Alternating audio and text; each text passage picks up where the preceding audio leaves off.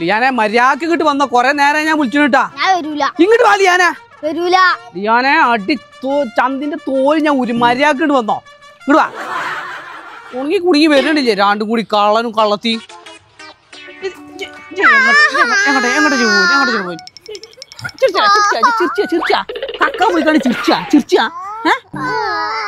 ഇങ്ങോട്ട് അടിക്കാ സാധനം ഇങ്ങോട്ട് അടിക്കാ. എത്താതെ അണ്ടി അല്ല മറ്റേ കൈ അടിക്ക. കള്ളന്മാര് ആന കട്ടാലും അടക്ക കട്ടാലും കള്ളം തന്നെ. നിങ്ങൾ മദ്രസിൽ പഠിച്ചിട്ടില്ലേ? കക്ക പോയിക്ക. എത്തി ഞങ്ങള് കക്കാൻ പോയത്? കൊണ്ടുവരച്ചിക്ക് പോവാനാ? അതിനത്തിന് അണ്ടി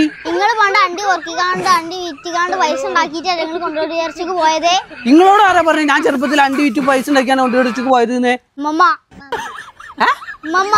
അതിന് നിങ്ങളെളുപ്പത്തിന് അണ്ടി ഇറക്കാൻ പോയത്?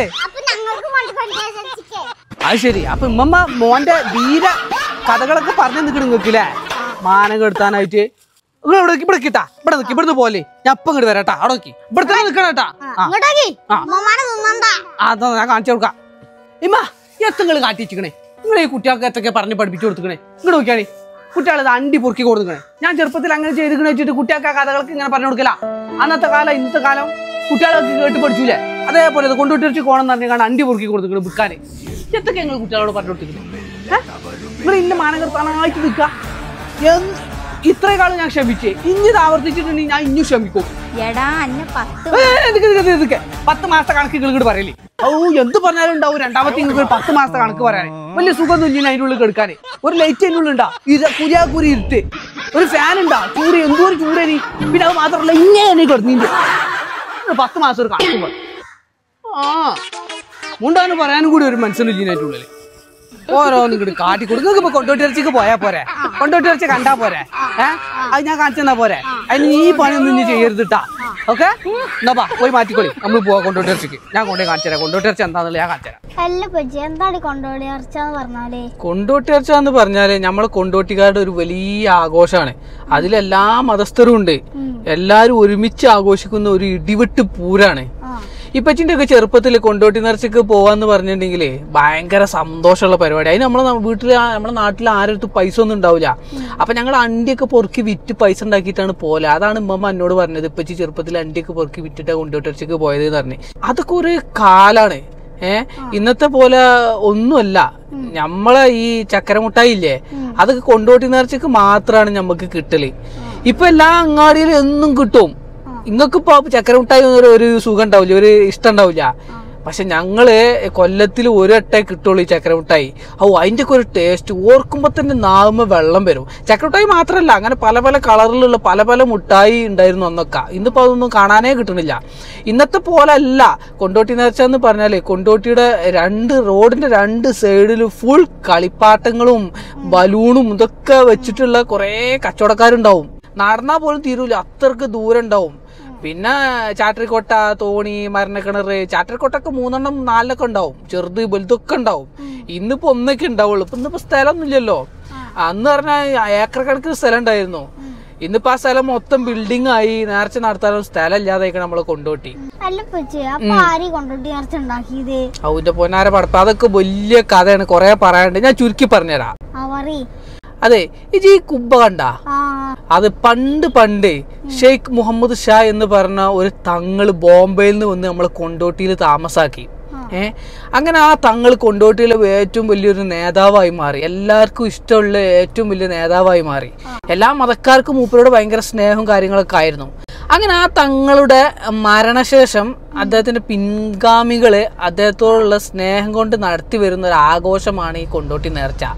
അന്ന് എല്ലാവരും ഈ കുബ്ബയിലേക്ക് പെട്ടിവരവ് വരും. പെട്ടിവരവ് എന്ന് പറഞ്ഞിട്ടുണ്ടെങ്കിൽ ഈ നേർച്ചന്റെ അന്ന് ഇവിടെ പല നാട്ടിൽ നിന്നും ബാൻഡും ചെണ്ടകൊട്ടും കുതിരപ്പുറത്തും ആനപ്പുറത്തും ഒക്കെ ആയിട്ടുള്ള വരവ് ഉണ്ടാവും. വരവ് പറഞ്ഞിട്ടുണ്ടെങ്കിൽ പല മതസ്ഥരുടെ വരവ്, അവരുടെ കലകളൊക്കെ ഉണ്ടാവും. ഇപ്പോൾ നമ്മൾ മുസ്ലിങ്ങളാണെങ്കിൽ കോൽക്കളി, കൈകൊട്ടിപ്പാട്ട്, അങ്ങനെ ഹിന്ദുക്കളാണെങ്കിൽ അങ്ങനെ ഓരോരുത്തരും അവരുടെ കലകൾ ഉണ്ടാവില്ലേ, ആ കലകളൊക്കെ ഉണ്ടാവും. ആ പെട്ടിയിൽ കുബ്ബയിലേക്കുള്ള സമ്മാനങ്ങളായിരിക്കും. അതാണ് പെട്ടിവരവ് എന്ന് പറഞ്ഞത്. പണ്ട് കാലത്ത് ഈ കൃഷിയൊക്കെ അല്ലേ ഉണ്ടായിരുന്നുള്ളത്, ആളുകളുടെ തൊഴിലും ഒക്കെ കൃഷിയാണല്ലോ. അപ്പൊ അവരുണ്ടാക്കിയ കൃഷിയുടെ വിളവെടുപ്പും പുതിയ തരം ധാന്യങ്ങളൊക്കെ ആയിരിക്കും ആ പെട്ടിയിൽ കുബ്ബയിലേക്ക് സമ്മാനങ്ങൾ കൊണ്ടുവരാണ്. അതിനാണ് ഈ പെട്ടിവരവ് എന്ന് പറഞ്ഞത്. അവസാനം വരല് തട്ടാന്മാരാണ്. തട്ടാന്മാരെ വരവോട് കൂടി കൊണ്ടോട്ടി നേർച്ച തീരും. ചരിത്രം പറയുകയാണെങ്കിൽ ഇനി കുറെ പറയാണ്ട്, അതൊന്നും ഇപ്പോൾ നമുക്ക് നേരമില്ല. ഈ മാസം 11-നാണ് നമ്മൾ കൊണ്ടോട്ടി നേർച്ച തോക്കെടുക്കുന്നത്. തോക്ക് പറഞ്ഞാൽ 3 പീരങ്കി പൊട്ടിക്കും. ഈ മാസം 11-ാം തീയതി 3 പീരങ്കിയാണ് പൊട്ടിക്കും. അപ്പോൾ ആ പീരങ്കി പൊട്ടിക്കുന്നതോട് കൂടി നേർച്ച സ്റ്റാർട്ടാവും. കുറേ സത്യത്തിൽ കുറേ കാലമായി പീരങ്കി പൊട്ടിച്ചിട്ടേ. ഇപ്പം എന്താ വെച്ചിട്ടുണ്ടെങ്കിൽ ഈ തങ്ങന്മാരുടെ ഇടയിൽ എന്തോ പ്രശ്നം ഉണ്ടായിട്ട് 14 വർഷമായിട്ട് നേർച്ച നടന്നിട്ടില്ല. ഈ സോഷ്യൽ മീഡിയ വന്നാരാ ആദ്യത്തെ നേർച്ചയാണ്. അപ്പോൾ ലാലോ ഇപ്രാവശ്യം ഈ കൊണ്ടോട്ടി നേർച്ച നമുക്ക് ഇങ്ങോട്ട് ഇടിച്ച് പൊളിച്ച് പൂരാക്കി മാറ്റണം. എല്ലാവരും എൻജോയ് ചെയ്ത് നമ്മുടെ നാട്ടിൽ എല്ലാവരും പോകണം. നമുക്ക് ഇപ്രാവശ്യം പൂരം മാസാക്കണം. നമുക്ക് കൊണ്ടോട്ടിക്കാരുടെ ഒരു അന്നത്തെ കാലത്ത് ഉണ്ടായിരുന്ന ഏറ്റവും വലിയ ആഘോഷമായിരുന്നു. അതൊന്നും പറയുകയാണെങ്കിൽ കുറേ പറയണ്ട, എനിക്ക് മനസ്സിലാവില്ല പറഞ്ഞാൽ. ഇപ്പൊ നമുക്ക് തൽക്കാലം കുറച്ച് റൈഡ് ഉണ്ട് അങ്ങേപ്പുറത്ത്, അവിടെ ഒക്കെ പോയി നോക്കിയിട്ട് വരാം. പണ്ടത്തെ പോലെ ഏക്കർ കണക്കിന് സ്ഥലമൊന്നും ഇല്ല, കുറച്ചുള്ളൂ. അതൊക്കെ ഒന്ന് പോയിട്ട് കാണാം നമുക്ക്. ഓക്കെ, നമുക്ക് ചാട്ടർകുട്ടിലേക്ക് കയറാം. അപ്പം അതേപോലെ മരണക്കിണറുണ്ട്, അടിപൊളിയാണ്. അതിലും നമുക്കൊന്ന് കയറാം.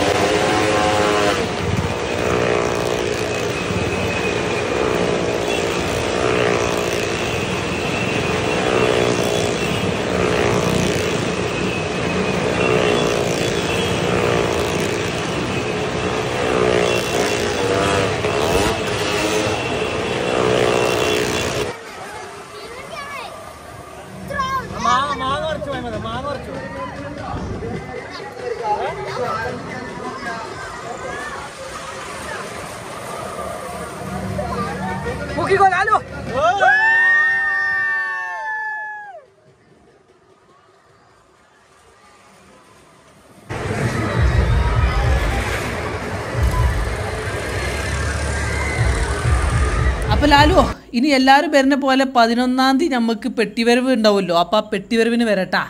Okay, set.